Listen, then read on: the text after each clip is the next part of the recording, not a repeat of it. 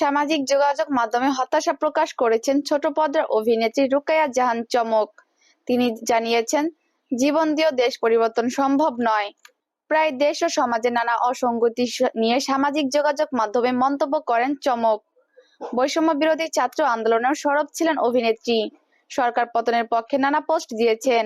তবে স্বাধীন দেশে এবার হতাশা প্রকাশ করেছেন তিনি। মঙ্গলবার 12ই নভেম্বর চমক তার ফেসবুক পেজে লেখেন, অতঃপর মা বুঝাইয়া কহিল, বোবার কোনো শত্রু নাই, তাই ভালো চুপ থাকাই। এরপর হাত জোর করার ইমোজি দিয়ে চমক লেখেন, দেখেন যেটা ভালো মনে করেন, কিছু জিনিস এই দেশে জীবন দিয়েও পরিবর্তন হবে না।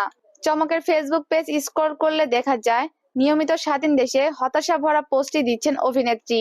3 নভেম্বর অভিনেত্রী তার পেজে লিখেছেন, এক দানবের হাত থেকে বের হতে না হতেই অন্য মহাদানবের আবির্ভাবের বিষয়টা তারাই সবচেয়ে বেশি রিলেট করতে পারবে, যারা এক টক্সিক রিলেশন থেকে বের হয়ে আরো এক্সট্রিম টক্সিক রিলেশনে গিয়েছে।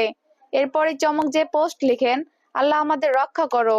3 নভেম্বর আরো একটি স্ট্যাটাস চমক লিখেছেন, আপাতত দৃষ্টিতে মনে হচ্ছে স্বাধীনতা অর্জনের চেয়ে সবজির দাম কমানো কঠিন। এইসব স্ট্যাটাসের মন্তব্যের ঘরে রয়েছে নেটিজেনদের মিশ্র প্রতিক্রিয়া।